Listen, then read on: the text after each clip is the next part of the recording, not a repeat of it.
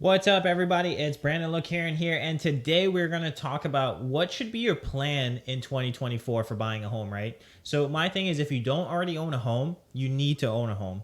There's big companies like BlackRock and other large institutional investors that are continuously purchasing properties, and the media is telling you don't buy a home because it's really expensive. Yes, I don't discount that it is expensive, right? It is about 51% more expensive to own a home today than it is to rent.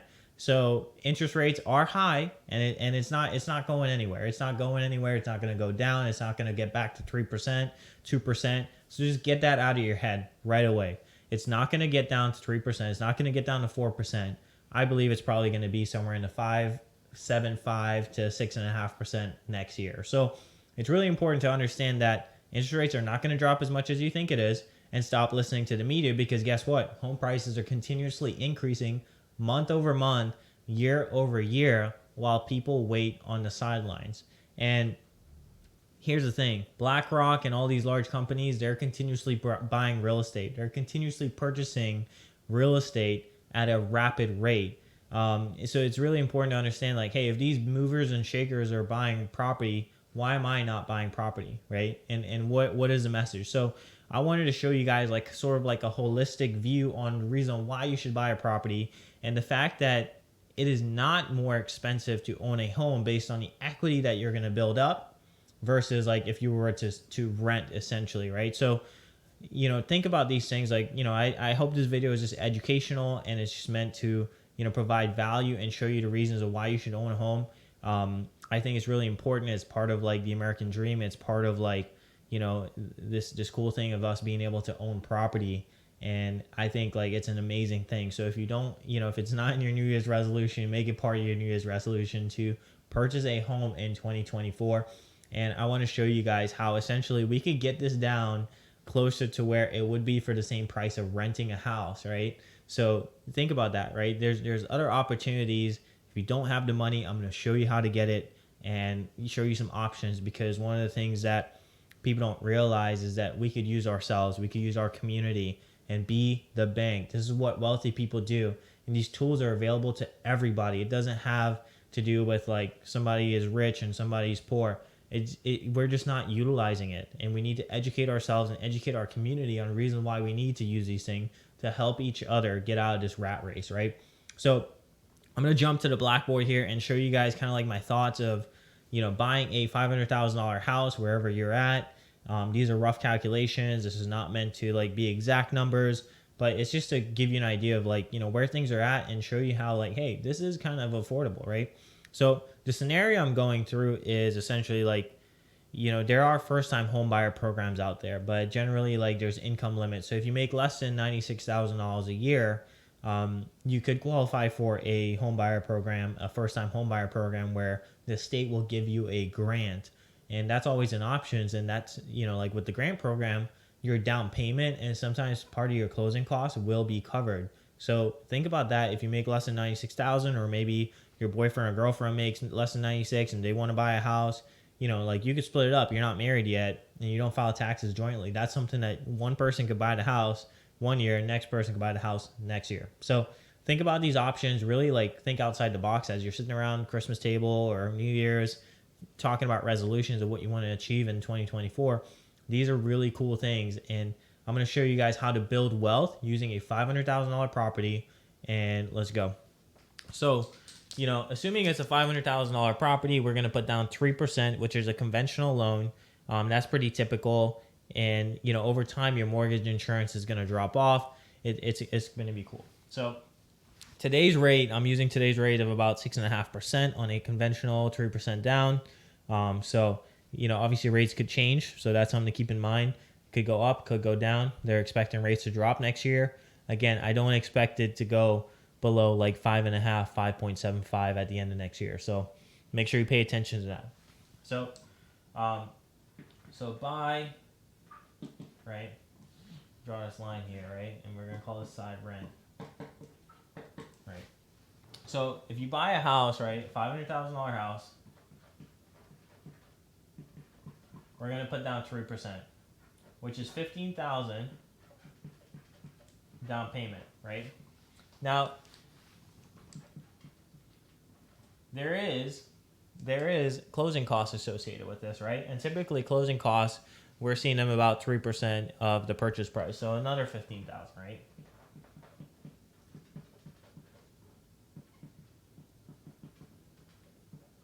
So this closing cost though could be paid by the seller, right? So if you have like the opportunity to, and you have a strong agent, they can negotiate the seller to pay all this closing costs for you, right? This closing cost could be paid by the seller, right? So because I'm a strong agent, I'm going to assume that, hey, we could get the $15,000 covered by the seller. We're going to write a really competitive, strong offer, but we're going to get them to cover this cost, right? So we have a loan balance of about 485,000, right? And the payment on that loan is about $3,700.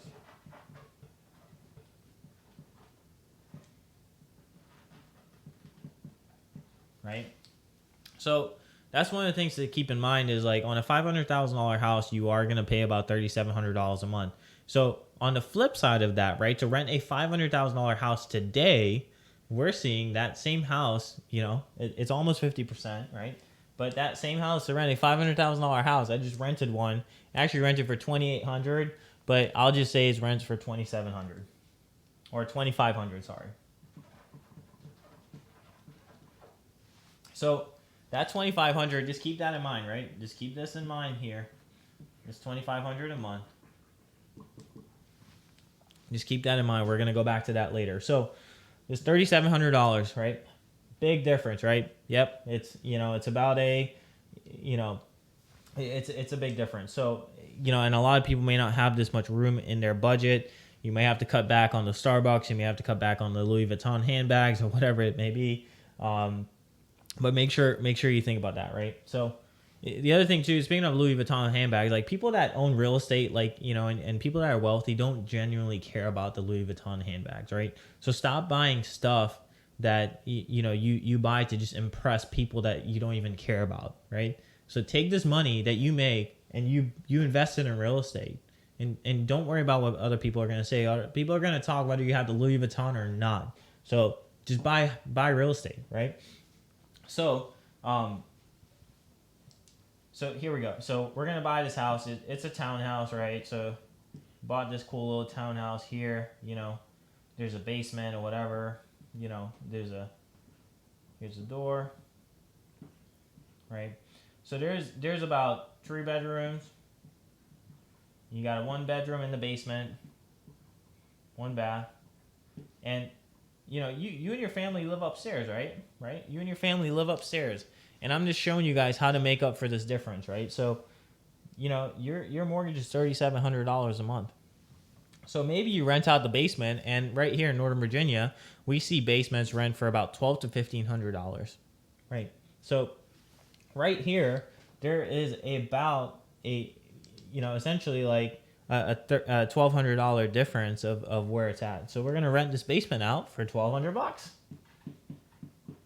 and that's on the low end. Okay, this is on the low end. I'm telling you guys, there's people that are renting their basements out for $1,800. There's people that are renting their basements out for $2,000. Like we have a client that is getting ready to rent out their in-law suite. It's gonna probably make them about $3,000 a month because they're gonna Airbnb it, which is another option. If you decide to Airbnb your basement, set up nice, you have a good design ideas, and you set it up and you Airbnb it because you bought it in a good area, you can make more than $1,200, right? Because you could charge people like $80 a night, and if you have 50% occupancy, like that you're making a killing, right? So it's really important to understand like there are other options. Now, going back to this $15,000 down, let's say you don't have $15,000 sitting around. Well, you have a job, right? So you could either save the money fast, you could get a side hustle and start making some money, or you could borrow against your TSP, because I imagine if you're working a 9 to 5, maybe you're working for the government, you have some sort of retirement account.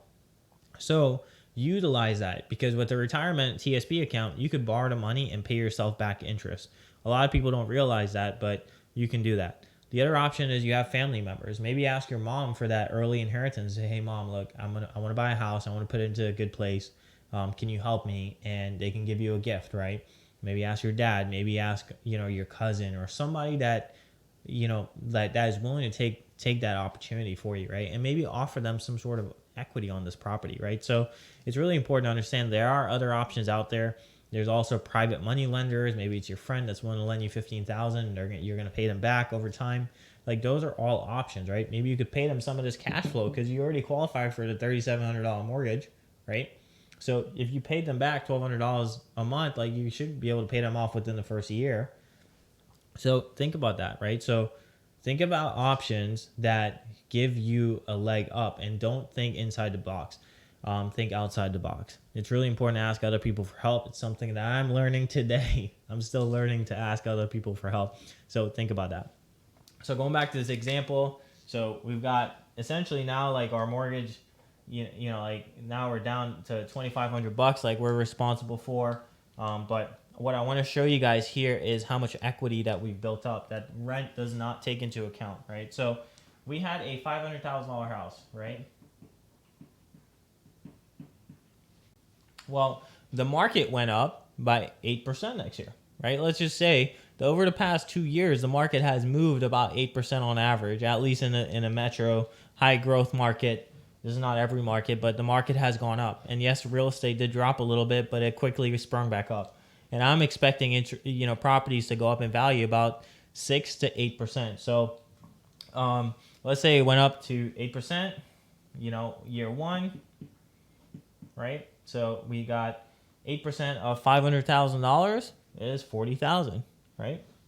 So plus 40. So now our property value is $540,000,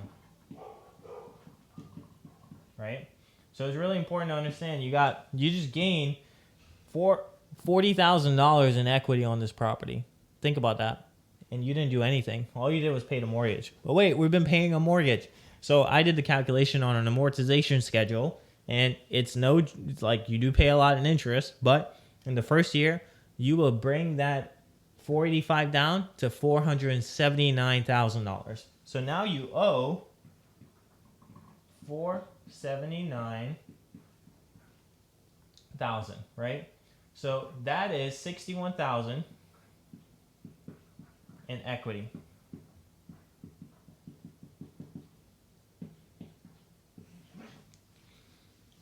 Now you're wealthy, right? Now, well, you're getting there, right? So I had a couple zeros. But now you're $61,000 richer than you were here, right? Maybe minus 15 or whatever, right? But now you've gotten some equity. So think about that. You just gained $61,000, and this is what, to me, the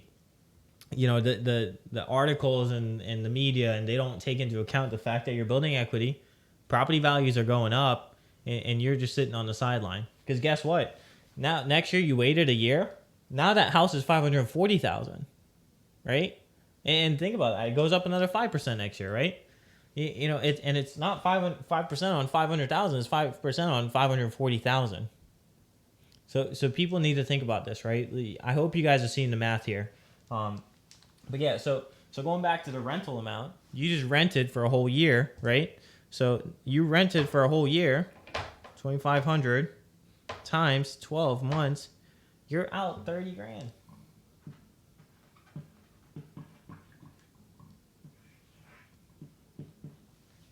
You're out $30,000 because you decide to rent and pay somebody else's, like this person here. Maybe this person next year they decide to go buy another house and they rent it out for $30,000 to you. And I just hope you guys are seeing this information. But I just want you to see the difference between renting versus owning. There are other creative ways to own a property and not have to be responsible for the full mortgage, and you can make it the same cost as renting. I hope this video is really helpful to you guys. Hit the subscribe button below, like, follow, comment, and I'll see you guys on the next one. Take care.